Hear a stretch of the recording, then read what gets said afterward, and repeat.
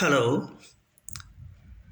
મારા આ પહેલાંના વિડીયોમાં અલગ અલગ વિષયો બાબત વાત કરેલી છે. આજે એક નવા જ વિષય ઉપર વાત કરવાની ઈચ્છા છે. એ વિષય છે પોપ્યુલેશન ઓફ આત્મા. આત્મા અમર છે, આત્મા મરતો નથી.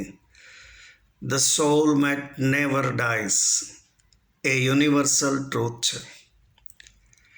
તો એક આપણે કલ્પના કરીએ કે let us not go up to 10,000 BC કે જ્યારે હ્યુમન સિવિલાઇઝેશનની શરૂઆત થઈ હતી, પણ 5,000 વર્ષ પહેલાંની આપણે કલ્પના કરીએ કે 5,000 વર્ષ પહેલાં માનવ વસ્તી પૃથ્વીની 5 મિલિયન એટલે કે 50 લાખ હતી, અંદાજે કોઈ પ્રમાણ વગર. અને આજે 8.2 બિલિયન એટલે કે 820 કરોડ માનવ વસ્તી જગતમાં છે. એનો અર્થ એ થયો કે 50 લાખમાંથી આત્માઓની વૃદ્ધિ થતાં 820 કરોડ પર પહોંચી ગઈ છે. હવે આત્મા મરતા નથી, એટલે એ વસ્તુ ચોક્કસ છે કે જે આત્માઓ છે જેમ જેમ આવતા જાય છે એમ એનું રિસર્ક્યુલેશન થતું હશે. છતાં પણ માત્ર રિસર્ક્યુલેશનથી 820 કરોડ સુધીનો સ્કોર થઈ શકે એમ નથી. એનો અર્થ એ થયો કે દર પળે હજારો આત્માઓ આ જગતમાં નવા ઉત્પન્ન થઈ રહ્યા છે.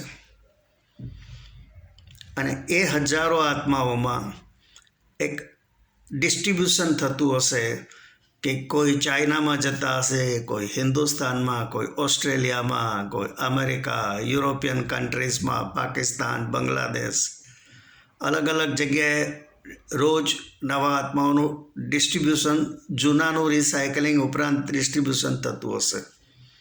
એ ઉપરાંત એ આત્માઓનું એલોકેશન કોઈનું ધનવાન ફેમિલીમાં, કોઈનું ગરીબ કુટુંબમાં, કોઈનું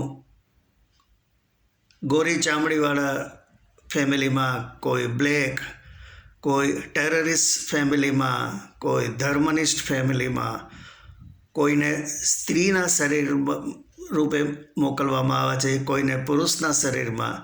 તો આ બધું આત્માઓનું નવા વધારાના આત્માઓ મોકલવા અને તેનું જે ડિસ્ટ્રીબ્યુશન કરવું, એ એટલી બધી કોમ્પ્લેક્સ પ્રોસિજર દેખાય છે કે દુનિયાનું કોઈ સુપર કોમ્પ્યુટર પણ આ બધું ડિસ્ટ્રીબ્યુશનનું કામ કરી શકે નહીં. આ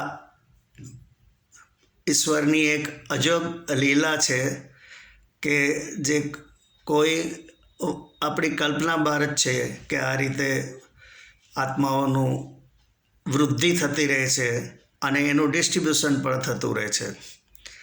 તો ઈશ્વરની એક મહાનતા છે જે આપણે સ્વીકારવી રહી. અને આ એનાલિસિસ જસ્ટ એક હાઇપોથેટિકલ, એક ઇમેજિનરી એનાલિસિસ છે.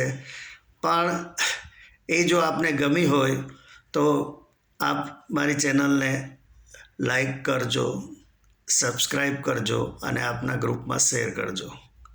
Thanks and by.